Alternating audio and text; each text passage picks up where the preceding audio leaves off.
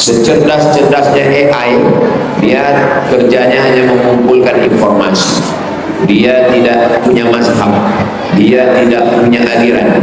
Tergantung yang bertanya itu arahnya kemana, nanti dia akan memberikan jawaban yang sesuai dengan selera si penanya. Makanya jangan heran, apa yang sering kita ketik, apa yang sering kita tulis, ChatGPT dengan AI itu bisa menangkap selera kita. Nanti dia kasih jawaban yang sesuai dengan selera kita. Lain nanti jawabannya dengan kekawan kita. Ini menyesatkan. Dia hanya menyetujui keinginan-keinginan kita. Dia tidak berani untuk berkata tidak. Dia tidak berani menolak kita. Jadi mesti berguru memang. Malam ini akan kita bahas 5 perjuangan. Perjuangan dari makan haram kepada makan yang halal. Kenapa makan dulu kita bahas? Karena dari makan ini akan menjadi darah. Darah ini masuk ke dalam jantung. Dari jantung nanti naik dia ke otak. Dari otak dia mengalir ke mata. Dari otak mengalir ke telinga. Dari otak mengalir ke mulut. Jadi kalau orang makanannya baik, maka insya Allah dia menjadi baik. Saya yakin anak-anak muda malam ini bisa hadir ini karena ayah ibunya memberi makanan yang halal. Amin.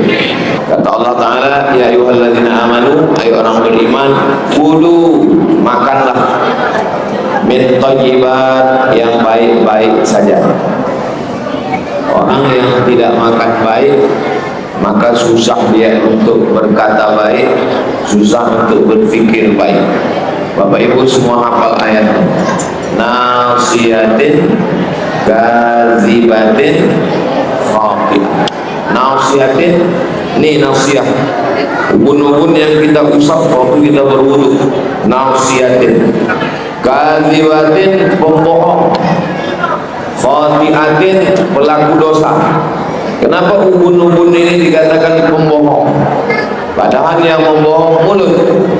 Karena darah dari jantung naik ke ubun-ubun, dari ubun-ubun inilah mengalir ke mata, mata menengok jahat. Dari ubun-ubun ini mengalir ke telinga, telinga mendengar jahat.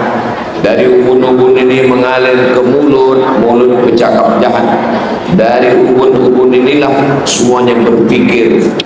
Makanya jangan heran ada orang berpikir kotor, jahat, itu semua dari makanan. Bapak-bapak yang selama ini susah mencari makan, tangannya kasar, tangannya kotor, mungkin tangannya kotor, tapi insya Allah duitnya bersih. Sekarang banyak orang tangannya bersih, tapi duitnya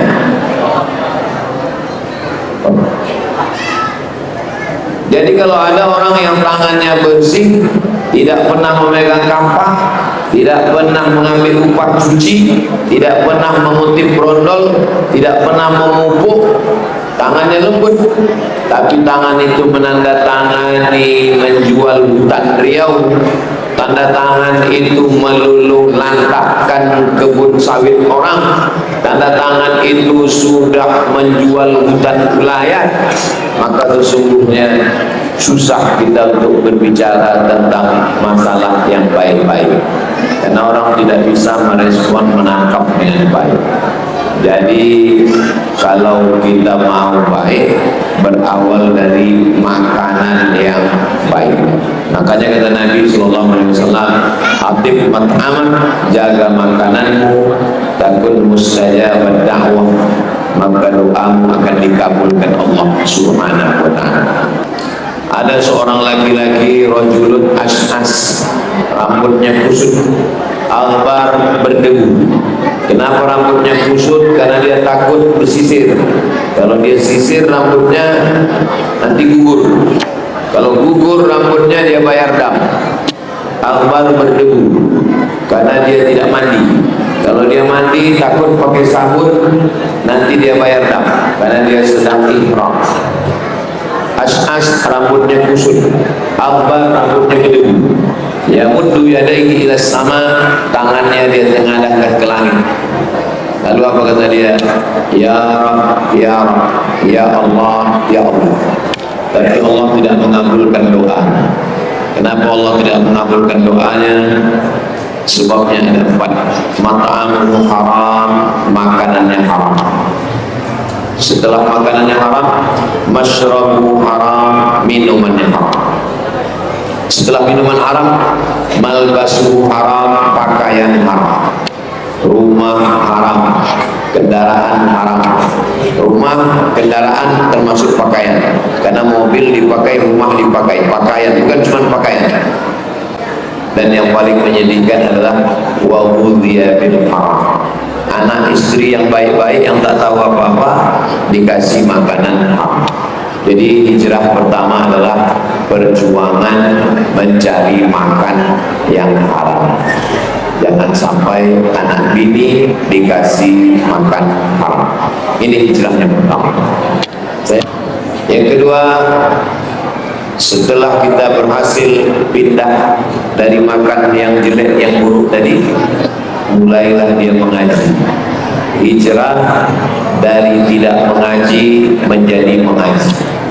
Jadi malam ini kita semua, saya di Masjid Raya Teratak Bulu ini sudah beberapa kali, dan malam ini kita masih tetap mengaji dari yang tidak baik. Selama ini ngobrol, bicara, lalu kemudian kita bicara yang baik.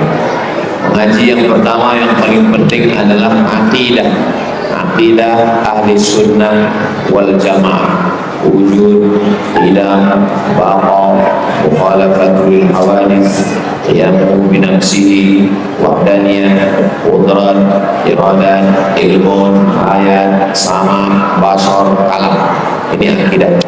Jadi masjid kita ini paling tidak dalam satu pekan itu mengkaji 3. Yang pertama kajian akidah, yang kedua kajian ibadah, fikih, fikih sholat, fikih zakat, fikih puasa, fikih haji, fikih umrah, fikih jual beli, gadai menggadai, pinjam meminjam, syarat, rukun, sunat, makruh, mubah, hanya dikaji tentang fikih. Yang ketiga adalah tentang akhlak. Bagaimana orang berakhlak dengan baik, bagaimana orang bersopan santun, bagaimana membersihkan hati dari hasad, dengki, dendam, busuk hati. Setelah hati tadi bersih, diisi dengan ridha, qanaah, tawakal, zikir, dan semua. Jadi hijrah dari duduk-duduk hanya sekedar mengisi waktu kosong, hijrah kepada mengaji. Kita minta supaya anak-anak mudanya pelatihan kursus multimedia. Jadi ada yang bertugas sebagai kameramen, nanti ada yang bertugas sebagai tim editor, diedit, habis itu baru diupload. Shooting, editing, uploading. Shooting yang mengambil gambar, berarti masjid mesti punya tidak hanya sekedar sajadah, tidak hanya sekedar punya AC, kipas, tapi juga punya kamera yang bagus. Lalu kemudian setelah itu sumber daya anak-anak mudanya mengedit video. Setelah diedit baru diupload di channel Masjid Raya Teratak Bulung channel. Sudah ada channelnya itu belum? Alhamdulillah. Jadi semua pengajian yang menjadi kita ini bisa ditonton ulang. Tolong supaya semua pengajian sebelum diupload itu dicarikan aplikasi yang bisa membuat teks. Karena banyak juga orang menonton kajian tak ada suaranya, dia hanya menonton melihat teks. Jadi 3, ada orang hobi hanya melihat gambar, ada orang hanya membaca teks, ada yang mendengar. Ada yang hobinya tidak menengok gambar, tapi dia mendengar sambil naik motor, sambil bawa mobil, dia mendengar. Yang di rumah sambil masak. Nah, jadi semuanya ada segmennya. Bagi yang suka nengok gambar, siapkan video yang bagus. Bagi yang tidak mau nengok gambar, dia hanya menengok teks, buatkan teks. Bagi yang tidak mau menengok teks, dia mendengar, maka pasang alat perekam yang bagus supaya suaranya bagus masuk. Dipotong video ini pendek-pendek supaya yang belum mengaji serius 1 jam. Ngaji kalau bisa dari maghrib ke isya, jangan ngajinya setelah isya, sementara maghrib dan isya masjid ditinggalkan. Jadi nanti kalau pengajian rutin dari maghrib ke isya, kalau pengajiannya maghrib ke isya, otomatis jamaah sholat berjamaahnya 2 kali, maghrib berjamaah, isya berjamaah. Ditulis di depan ini, Anda bertanya, Ustaz menjawab. Kirim pertanyaan ke nomor WhatsApp. Jadi jamaah ini sebetulnya dia sudah banyak mendengar kajian-kajian melalui YouTube, cuman banyak yang dia kurang paham, itu diselesaikan di masjid. Karena kalau jamaah mencari jawaban sendiri di ChatGPT atau di Google, berbahaya. Karena Google itu bukan manusia, ChatGPT juga bukan orang. Dia tidak bisa mengajar kita, dia hanya sekedar mengumpulkan informasi. Secerdas-cerdasnya AI, dia kerjanya hanya mengumpulkan informasi. Dia tidak punya mazhab, dia tidak punya aliran. Tergantung yang bertanya itu arahnya kemana, nanti dia akan memberikan jawaban yang sesuai dengan selera si penanya. Makanya jangan heran, apa yang sering kita ketik, apa yang sering kita tulis, ChatGPT dengan AI itu bisa menangkap selera kita. Nanti dia kasih jawaban yang sesuai dengan selera kita. Lain nanti jawabannya dengan kawan kita. Ini menyesatkan. Dia hanya menyetujui keinginan-keinginan kita. Dia tidak berani untuk berkata tidak. Dia tidak berani menolak kita. Jadi mesti berguru memang. Maka akan dikatakan fas'alu ahla dzikri, tanya orang yang tahu, in kuntum la ta'lamun. Ngaji tak usah panjang-panjang, dari maghrib ke isya, sholat maghrib dapat, dari maghrib ke isya kosong, habis isya yang tak ada pertanyaan pulang, yang ada yang mau ditanyakan buka sesi tanya jawab, dan semua kertas-kertas yang masuk itu dijawab. Yang tidak cukup di masjid disimpan, dimasukkan ke dalam channel sehingga orang bisa tonton. Jangan buatkan satu video panjang. Orang kita malas nonton panjang-panjang. Video tanya jawab yang panjang itu potong pendek-pendek. Apa nanti buat 1 menit, 2 menit, 3 menit, upload di semua sosial media. Jadi masjid kita punya FB, punya IG, punya TikTok, punya Twitter, punya grup WhatsApp. 5 ini jangan sampai hilang. FB, IG, TikTok, Instagram, dan grup-grup WhatsApp. Jadi setiap jamaah itu dicatat nomornya, diinventarisir, barulah kita bisa perjuangan dari mengaji yang tidak penting, membahas yang tidak penting kepada yang betul-betul mengaji. Ini perjuangan yang kedua. Setelah berjuang meninggalkan makanan haram, berjuang untuk ngaji, yang ketiga adalah berjuang untuk beramal. Nah, setelah mengaji, untuk beramal, bangun malam, tahajud, itu penuh perjuangan.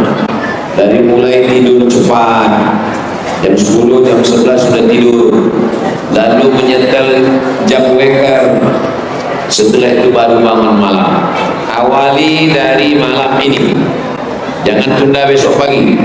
Bangun malam, sholat sunat wudhu. Setelah sholat sunat wudhu, sholat sunat taubat. Setelah sholat sunat taubat, sholat sunat tahajud. Setelah sholat sunat tahajud, barulah sholat sunat hajat. Hajat anak, hajat istri, hajat saudara yang sakit, hajat yayasan, hajat jamaah, hajat pondok, semua. Setelah itu baru ditutup dengan sholat witir. Usahakan bangun 1 jam sebelum azan subuh. Jadi kalau azan subuh kita di Riau jam 5, jam 4 sudah bangun, lalu kemudian sholat sunat tadi. Setelah itu masih ada waktu menunggu azan subuh, berzikir. Zikirnya diutamakan 3. Yang pertama istighfar, yang kedua sholawat, yang ketiga afdhalu dzikri fa'lam annahu la ilaha illallah. Ini 3 itu. Ini kalau diamalkan, ini sholat sunat, sholat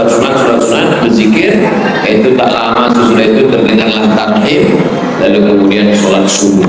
Paksa-paksakan untuk datang ke masjid, paksa-paksakan untuk sholat di awal waktu, paksa-paksakan untuk datang sholat berjamaah. Karena yang namanya ilmu ini banyak. Kalau sekedar ilmu, maka orientalis, orang kafir, orang barat yang belajar Islam banyak ilmunya, tapi dia tak ada amal. Maka dalam Islam ini diajarkan kabura maqtan indallah, murka yang paling besar adalah antaqulu ma la taf'alun. Kamu hanya menuntut ilmu, hanya bicara tapi tidak mengamalkan. Paksa-paksakan puasa sunat. Kami kemarin kebetulan saya di rumah hari Selasa, Rabu, Kamis. Selasa, Rabu, Kamis di rumah. Hari Jumat, Sabtu, Ahad, Senin keluar, kecuali pekan kedua. Nah, ini pekan kedua, ini jatah Yayasan Tabung Wakaf Rumah. Itulah pekan kedua itu program kita namanya 20 jam. 20 jam berawal dari pagi tadi, pagi Jumat, sholat Jumat, sore Jumat, malam Sabtu, sampai besok pagi dan besok siang. Nah, ini masih dalam program 20 jam. Adapun pekan ketiga, keempat, pertama itu saya di luar. Hari Jumat, hari Sabtu, hari Ahad, hari Senin di luar kota. Satu provinsi dapat jatah satu kali. Sumatera Utara satu kali, Sumatera Barat satu kali, Sumatera Selatan satu kali, Kepulauan Riau satu kali, Kalimantan satu kali, Sulawesi satu kali, Papua satu kali. Nanti di akhir Juli ini Jumat depan kita ke Pulau Madura, kemudian Jumat akhir Juli itu ke Jambi. Nah, jadi semuanya cuma dapat jatah hanya satu kali, dipadatkan semua jadwal itu menjadi 4 hari. Jadi kalau kebetulan puasa sunat yang tidak boleh ditinggalkan sama sekali, yaitu puasa sunat Arafah dengan puasa sunat Muharram, Ashura. Walaupun musafir, tapi ini sunat. Memang ini sunat, dilaksanakan baik, tidak dilaksanakan tidak ada dosa. Tapi saya orang yang ceramah, saya yang menyuruh orang, yang mengajak orang. Kalau saya sendiri mengajak, saya tidak mengamalkan, ada rasa di dalam lubuk hati itu macam tak betul yang saya lakukan. Saya menyuruh orang puasa, tapi saya sendiri tak puasa. Jadi kalau ada orang mengatakan, kenapa lah Ustaz puasa? Ustaz itu musafir. Memang betul. Tapi kalau tidak, terasa dia seperti melawan di dalam. Tak sesuai antara ucapan dengan perbuatan. Jadi mesti ada perjuangan. Berjuang sholat berjamaah. Berjuang. Tadi Ustaz kami tidak tengok ada sholat berjamaah di sini. Saya dibawa tadi ke rumah ibu yayasan, dan sampai di dalam ada muazzin, kita sholat isya berjamaah. Pilihannya anda dua, makanan sudah terhidang atau sholat isya. Ini kalau makan kita dulu nanti gawat. Nah, maka saya pilih kita sholat isya dulu berjamaah. Habis sholat isya berjamaah, sudah pulang, sudah lapang, barulah kita lanjutkan acara-acara berikutnya. Nah, ini berawal dari apa kata pepatah kita, alam bisa karena biasa. Jadi kalau kita biasakan, berawal dari keterpaksaan. Semua berawal dari keterpaksaan. Paksakan diri bangun pagi, paksakan diri ke masjid, paksakan diri bersedekah, paksakan diri keluar duit, paksakan diri keluar tenaga. Karena kalau tidak kita paksakan, kita tidak akan pernah beramal. Perjuangan pertama, makan halal. Perjuangan yang kedua, belajar. Karena ilmu banyak, amal tidak ada, ilmu tak diterima Allah SWT. Makanya ngaji, tak paham tanya. Setelah mengaji, diamalkan, memaksakan diri. Muru auladakum bis sholat, suruh anak kamu sholat. Wa abnamu sab'a sinin, ketika dia berumur 7 tahun. Wadribuhu bin asrah, pukul ketika umur 10 tahun. Nah, jadi anak itu memang di awal dari pukul. tapi pukulnya darbun ghairu mubarrih, jangan sampai pukulnya luka, jangan sampai pada alat vital, jangan sampai hilang anggota tubuhnya, hanya sekedar memberikan efek jerah. Nah, ini dia yang ketiga. Berikutnya yang keempat, perjuangan melawan cinta harta kepada sedekah. Ini lebih berat lagi.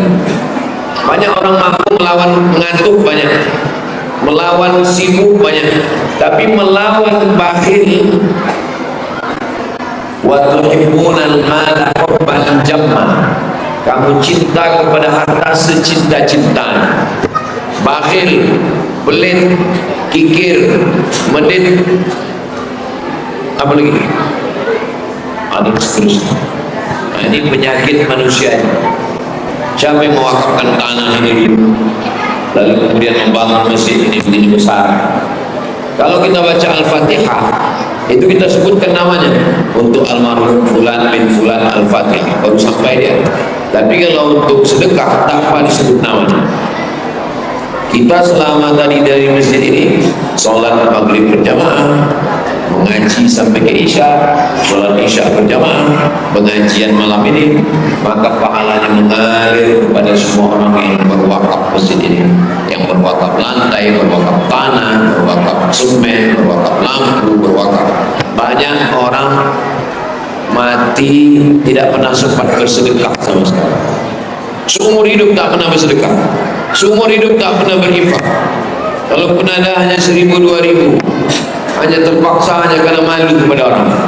Nah, inilah makanya dalam Islam itu amal yang paling banyak ini amal harta. 7: infak, zakat, wasiat, hibah. Zakat, wakaf, infak, sedekah, wasiat, hibah, ghanimah. 7 amalan-amalan harta. Makanya umat Islam ini disuruh mencari harta. Dan kebetulan setiap masjid-masjid besar itu pasti dekat dengan pasar. Begitu juga ketika khotib Jumat mengatakan, marilah kita jujur, jangan kita bohong, jangan kita menjual barang yang buruk. Maka hubungan yang aman sangat terkait. Ketika di pemandangan azan, hayya 'alas shalah, maka pedagang-pedagang menutup. Kalau kebetulan dia punya istri, istrinya menjaga, karena perempuan tidak wajib sholat ke masjid, suaminya datang ke masjid, setelah itu dia kembali ke tokonya, barulah istrinya sholat. Begitulah hubungan kait antara pasar dengan masjid. Nabi tidak hanya membangun masjid. Ketika Nabi hijrah ke kota Madinah, Nabi bangun Masjid Nabawi dan Nabi membangun pasar Islam. Karena di sana ada pasar orang Yahudi. Pasar Yahudi ada ribanya, pasar Yahudi ada curang timbangannya, pasar Yahudi ada bohongnya, pasar Yahudi ada tipunya. Kain-kain pun digantung. Kain jelek, kain buruk, kain bekas digantung. Lalu kemudian ada batu untuk melempar. Saya beli kain yang dilempar kena batu, lempar. Kemana batu itu jatuh, itulah kain yang dibeli. Kalau kebetulan batunya kena kain yang buruk, berarti yang untung penjual, karena duitnya sama, kainnya buruk.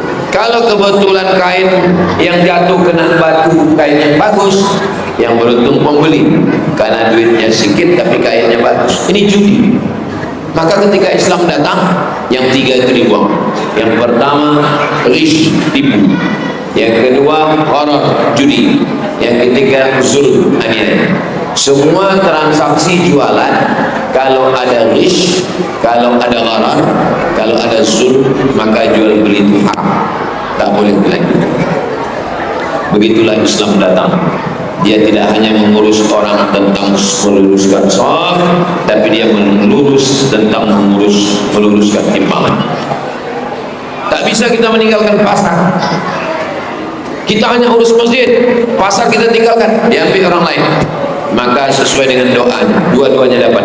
Rabbana atina fid dunya hasanah. Dunia itu seberang sana itu dunia. Sedangkan ini wa fil akhirati hasanah. Laisa bi khairikum man taraka dunya. Orang yang baik bukan orang yang meninggalkan dunia. Ditinggalkannya pasar, hanya iktikaf di masjid, bukan orang baik.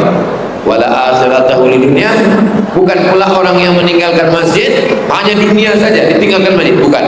Liusiba minhuma jami'an, dapat dua-duanya. Fid dunya hasanah wa fil akhirati hasanah wa qina adzabannar. Yang terakhir, yang kelima, perjuangan dari lalai menuju istiqomah. Ini istiqomah, ini perjuangan yang luar biasa. Makanya balasannya juga luar biasa. Innal ladzina qalu rabbuna Allah, orang yang mengatakan Rabbu Allah, tsumma istaqamu, kemudian dia istiqomah, tatanazzalu alaihimul malaikah, maka turunlah malaikat sebelum dia mati. Untuk orang yang istiqomah ini dikirimkan oleh malaikat membisikkan telinganya, Allah takhafu, jangan kau takut, wala tahzanu, jangan bersedih. Karena orang yang mau mati itu ada dua perasaan, takut mati, takut sakratul maut, takut didian siratal mustaqim, takut pertanyaan munkar nakir, takut masuk neraka. Yang kedua sedih, sedih meninggalkan pasar, sedih meninggalkan jamaah, sedih meninggalkan anak, sedih meninggalkan istri. Maka ketika mau mati itu orang istiqomah dapat dua, hilang takutnya, hilang sedihnya. Setelah hatinya itu bersih, hilang takut, hilang sedih, baru dibahagiakan. Wa absyiru bil jannati allati kuntum tu'adun, berbahagialah kau mendapatkan surga yang dijanjikan Allah Subhanahu wa ta'ala. Maka itulah dia orang-orang yang diundang Allah. Ya ayyatuhan nafsul mutmainnah, wahai orang yang jiwanya sudah mutmainnah, sudah tenang, irji'i ila rabbiki radiyatan mardiyah, kembalilah engkau kepada Allah dalam keadaan ridha kepada Allah, dan Allah memberi ridha. Fadkhuli fi ibadi, masuklah ke dalam hamba-hamba, wadkhuli jannati, masuklah ke dalam surga. Jadi kita ini tetap semua yang dilakukan oleh masjid ini dalam rangka istiqomah. Maulid Nabi, Isra Mi'raj, nuzul Quran, halal bihalal, hari raya kurban, hari raya Idul Fitri, menyambut 1 Muharram, malam nisfu Sya'ban, acara wisuda anak TK, acara khataman anak mengaji, acara melepas jamaah haji, menyambut jamaah haji. Itu semua itu sebetulnya cara supaya istiqomah. Itu tak usah permasalahkan Maulid Nabi, bid'ah Isra Mi'raj, bid'ah nuzul Quran, bid'ah menyambut. Jangan terjebak pada casingnya, namanya saja itu, tapi isinya adalah bagaimana kita supaya istiqomah. Coba kita tengok bagaimana istiqomah dalam satu hari. Subuh, zuhur, asar, maghrib, isya, qabliyah, ba'diyah, baca Quran, zikir, infak, sedekah. Itu menjaga satu hari. Bagaimana menjaga satu minggu? Salat Jumat, wirid Yasin, baca Quran, pengajian, ngaji akidah, ngaji fikih, ngaji akhlak. Bagaimana menjaga dari waktu ke waktu? Dari maghrib tadi ke isya, dari maghrib ke isya anak-anak ngaji, dari maghrib ke isya mengulang hafalan, dari isya sebetulnya dalam Islam habis isya tidur supaya mudah bangun malam. Makruh hukumnya ngomong dunia, ngobrol masalah dunia setelah isya, kecuali berbicara agama. Ini kita malam ini 1 jam berbicara masalah agama. Apa itu hijrah? Kenapa kita hijrah? Dan hijrah itu berapa macam? 5 hijrah yang kita bahas malam ini. Itu untuk bekal kita. Habis itu kita pulang tidur karena besok ada aktivitas. Besok acara